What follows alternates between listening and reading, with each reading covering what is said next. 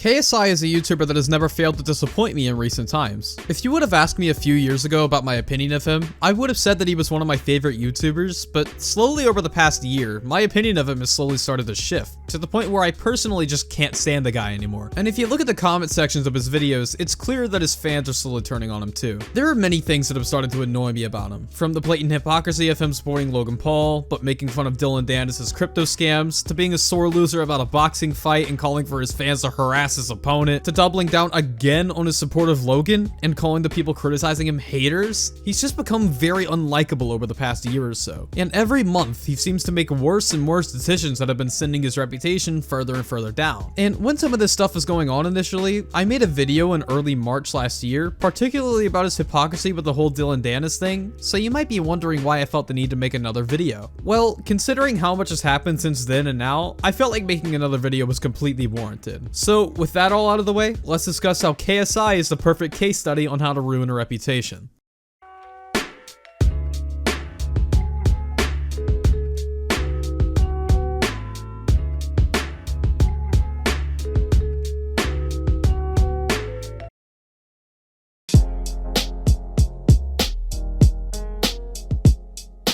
The Dylan Dennis situation is one of the first situations that made me see KSI in a different light than before, mainly because there are two main things that it shows: favoritism and hypocrisy, with the favoritism going towards Logan Paul specifically, and the hypocrisy being what he said about Logan Paul's CryptoZoo controversy, compared to what he said about something similar that happened with Dylan Dennis. But in order to explain how exactly the situation makes KSI a hypocrite, I feel like I need to explain some context first. But just a quick disclaimer before I do that, I already discussed this in my first KSI video last year, so if you already saw that video and don't want to hear me repeat my points from then, just go to this timestamp. Anyways, this all starts with Logan Paul's CryptoZoo project. I'm assuming that by now, most people that would be watching this video know about the entire story already, but just in case people aren't aware, let me give a very brief recap. CryptoZoo was supposed to be this crypto game where you made money just by playing it, but the majority of the things that Logan promised, including just the actual game itself, were never delivered on. The project was essentially abandoned, leaving everyone who invested into it straight up losing their money, and Logan moved on. This wasn't much of a surprise though. Logan had become known at this point for pumping and dumping certain cryptocurrencies like Dink Doink, and everybody would have probably forgotten about this if it wasn't for CoffeeZilla stepping in. Go check out his series on Logan if you want to see the full picture of what happened with CryptoZoo, by the way. I can't put everything that he found here, and frankly, the section wasn't made to criticize Logan. That's been done enough the past year. But after CoffeeZilla stepped in, with the series getting millions of views per video, people started to put pressure on certain people that Logan associated with, including KSI.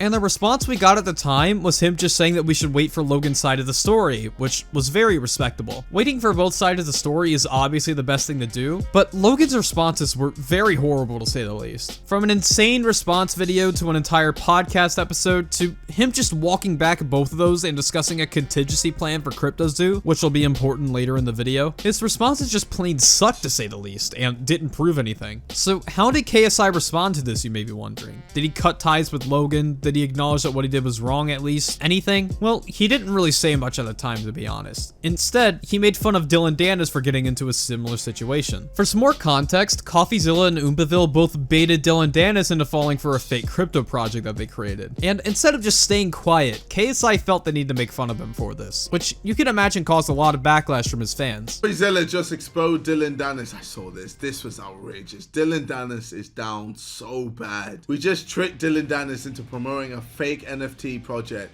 We paid him $1,000 to post. Oh god, he didn't disclose it was an ad. Literally spells out scam. Check this out. Sour's NFT. Candies are moonbound. Oh. It's kind of funny that he can go ahead and stay almost completely quiet about what Logan did and support the dude publicly, but whenever someone that he doesn't like does a similar thing, which, mind you, is not as bad as what Logan did, he'll make fun of him. It's so strange to me. The last thing I want to bring up in this section, though, is KSI's responses at the time to the criticism he was getting. What he said is that he's friends with Logan and doesn't like Dylan Dennis, so of course he's going to be biased, and that Logan was trying to fix the situation at least. Guys, I'm going to be biased, okay? I'm friends with Logan and I hate Dylan Dennis. So I'm going to call Dylan Dennis a scumbag. And at least Logan Paul is trying to fix the situation and pay back everyone. What the fuck is Dylan Dennis? And to that, I just have one thing to say. Regardless of biases, I think that he should have completely condemned them both or just stayed silent on the whole thing. It makes no sense from a brand standpoint for him to make fun of somebody else for doing something related to scamming when Logan was doing the same thing. It just makes himself look way worse. But KSI isn't the best at PR. I think everyone knows that at this point. And one of the situations that shows that is what happened with Tommy Fury.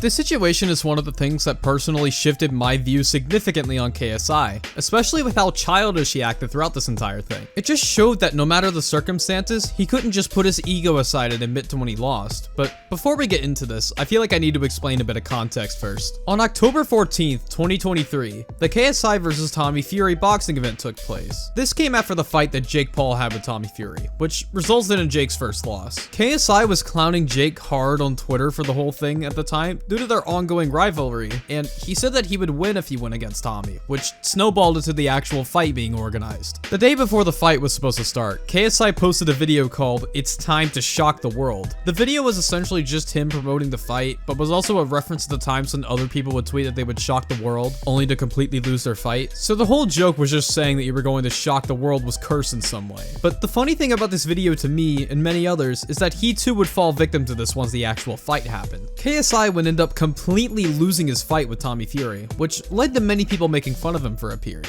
To me, it was pretty funny to see how poorly this video aged after the fight, especially because of how arrogant he seemed. KSI claimed in videos that the sort of arrogance that people think he has just comes down to him being confident, but if anything, it just comes off as him being delusional to me. I don't know a lot about boxing, but comparing KSI to other YouTubers who have stepped in the ring, he doesn't really seem to have much special going for him. I'm not saying that he's bad or anything, but he certainly isn't the best boxer on YouTube. I think even Deji's recent fights have looked better, honestly, but that's besides the point. The Tommy Fury fight could have been a good moment for KSI. I think it could have been a chance for him to humble himself, accept that he lost, and go from here. That probably would have been the best route for him to go towards, as his audience would have 100% supported him for this, and him admitting defeat here would have helped him personally. But that's not what happened, not in the slightest. On December 3rd, 2023, he made a video called "So I Lost," and to put it lightly, this is one of the most tone-deaf videos I've ever seen. Let's ignore for a second that he called out Tommy for doing illegal jabs in the fight when KSI literally got a knockout in a previous fight with his elbow, so he has no room to talk there. The main issue with the video is that he's not able to accept that he lost the fight. He was being a sore loser in every regard, especially when he attacked Tommy Fury for his personal life. One of the comments that he made was about him not being around when his wife was pregnant. I mean, come on, Tommy. You're a father now. You can't be constantly partying in the club while your missus is taking care of your child. You were hardly around during Molly Mae's pregnancy, and it seems that even after the child has been born, you're hardly around. Which is just pretty petty. It's a low blow for him to go after Tommy for this stuff at this point, and it just makes him look way worse. But that's not even the part that I have the biggest issue with in the video. He ended up encouraging his fans to berate Tommy, even telling them that if they saw him in public to go and mess with him essentially. I wish I was joking. So yeah, let's keep reminding Tommy that he didn't win that fight under his Instagram posts or Twitter posts or anything he posts online. And if you see him publicly, you could berate him as well and remind him that he didn't win. I've seen many YouTubers cry about harassment or indirectly cause it, but never explicitly tell their fans to go over to someone. So that was a surprise to me, to say the least. And it's pretty pathetic that he had to stoop to that, all because he lost a boxing fight. And the worst part about it is that he never owned up to doing or saying anything wrong in this video. His ego is so big that even as his fans, who would usually defend him on literally anything, are giving him severe amounts of backlash, he still doesn't care. He has no self-awareness at all, and isn't willing to listen to anyone who isn't on his side. It's pretty sad, but I can't exactly say that this was unexpected. That's all I really have to say for this section though. Moving on.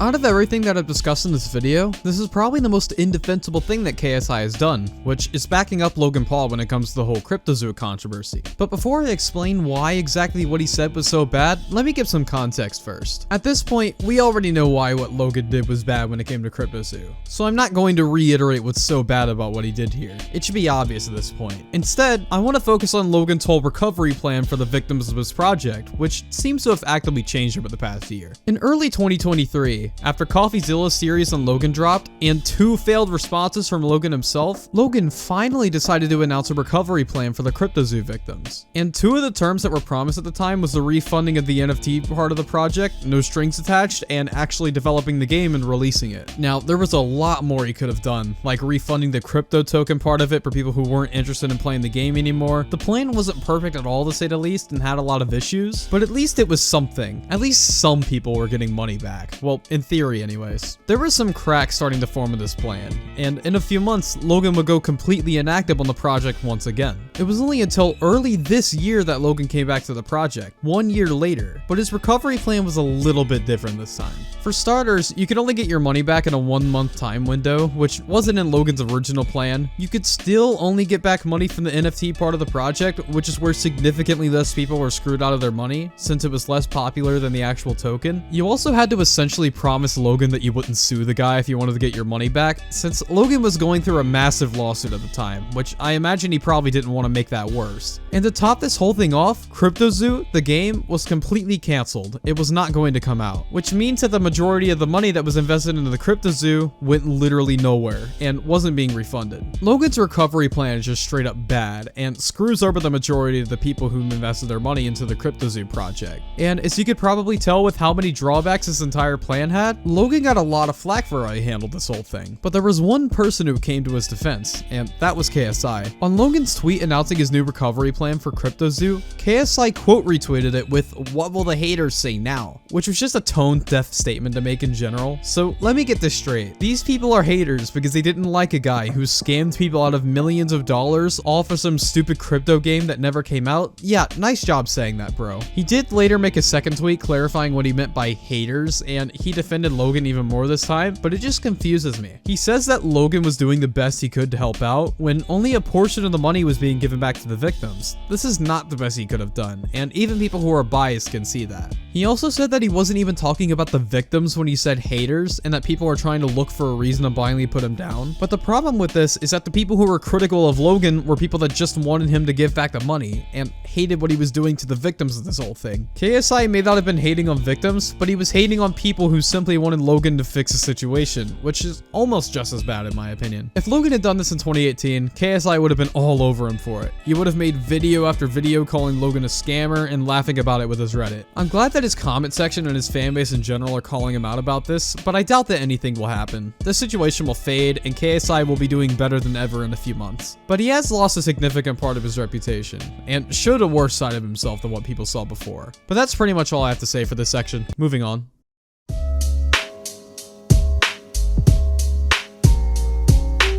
In March of last year, when I made my last video on KSI, I had the slightest bit of hope that at the very least, KSI could just keep his mouth shut, make his videos, and keep himself out of certain situations, such as the Dylan Dennis thing. Sure, I didn't really respect him that much anymore, but I came there for the content. As long as he focused mainly on that and managed to please his fanbase, realistically all would be fixed, and most of this probably would have been forgotten, but that didn't really happen. Instead, he kept getting himself into certain controversies, which over time whittled down the respect that people had for him. If you go to his comment sections, most of his fans are telling him that they want him to take some sort of accountability, so while his career is completely fine, and he's most likely not going to be damaged by this in the long run, I do think that his reputation at this point has been permanently damaged, and it's pretty sad to see, as all of this stuff is pretty easily avoidable. But with that, I'm done with this video. If you want to support me and my content, you can become a channel member and follow my other social media accounts, but you don't really have to do any of that. Just watching this video helps me out immensely, and with this video, I'm back to weekly uploading again, so that should be fun. New video next week. I'll try not to completely burn myself out this time, I swear. And with all of that being said, I'll be taking my leave. Oh yeah, one last thing. #FLM.